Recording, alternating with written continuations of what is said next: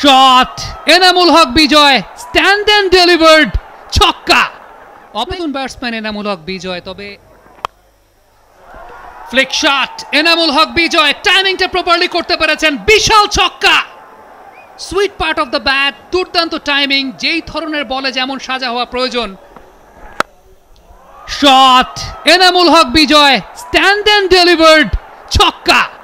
অপেক্ষাই করছিলেন এই ধরনের একটা বলের জন্য এনামুল হক বিজয়। রিপন মন্ডল পরবর্তী বল দিয়ে ইনকামিং ডেলিভারি, বিজয়ের ব্যাটটা মিস করেছে কিনা, মুশফিকুর রহিম বাদিকে তো ঝাঁপিয়ে পড়েছিলেন, তবে তার গ্লাভসকে ফাঁকি দিয়ে ফাইন লেগ অঞ্চল দিয়ে আরো 4টি রান, সেক্ষেত্রে দুর্বার রাজশাহীর।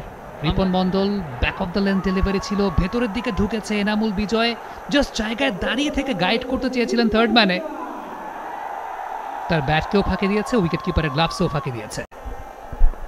তার এক্সপেক্টেড বাউন্সটা তিনি পাননি, ক্যারি করেনি। তিনি যে লেভেলে বাউন্সটা এক্সপেক্ট করেছিলেন সেটা হয়নি বলে কিন্তু তিনি থার্ড ম্যানে গাইড করতে পারেন। এবারে গ্যাপ পেয়েছেন, পয়েন্টের ফিল্ডার ঝাঁপিয়ে পড়েছিলেন, কিন্তু বলের পেসের কাছে পরাস্ত হতে হয়েছে। এনামুল বিজয়ের আরো একটা বাউন্ডারি স্কোরিং শট। রুম পেলে যেটা হয় সেই শাস্তিটা এনামুল হক বিজয় কিন্তু দিয়ে দিলেন। রানে বল আর একটা দারুণ শট দেখতে পাচ্ছি, সম্ভবত ছক্কা।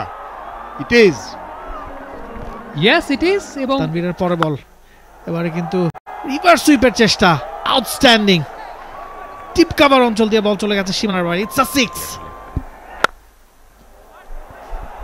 আবারও স্ট্রেট ড্রাইভ এবং এবারে লং অফ দিয়ে বল বাউন্ডারি সীমানার বাইরে।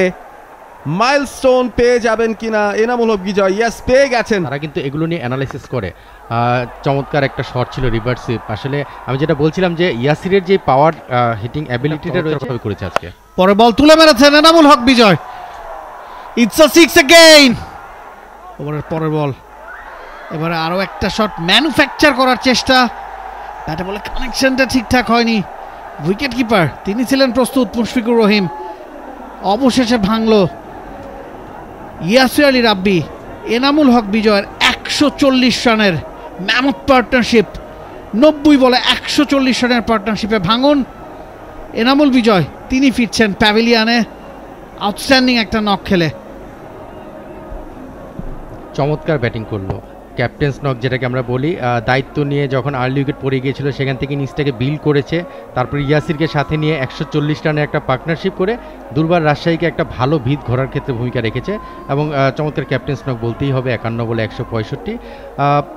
একটা জিনিস আপনি লক্ষ্য করবেন, যখন ফাইম মাস্টার বল করছিল এর আগে যখন রিভার্স সুইপটা খেলেছে সেটা কিন্তু তার অ্যারাউন্ড 135। বাংলাদেশ প্রিমিয়ার লিগ 2025, 7টি দলের জমজমাট লড়াইয়ে মাতবে পুরো দেশ। দেখতে চোখ রাখুন টি স্পোর্টস নেটওয়ার্কে।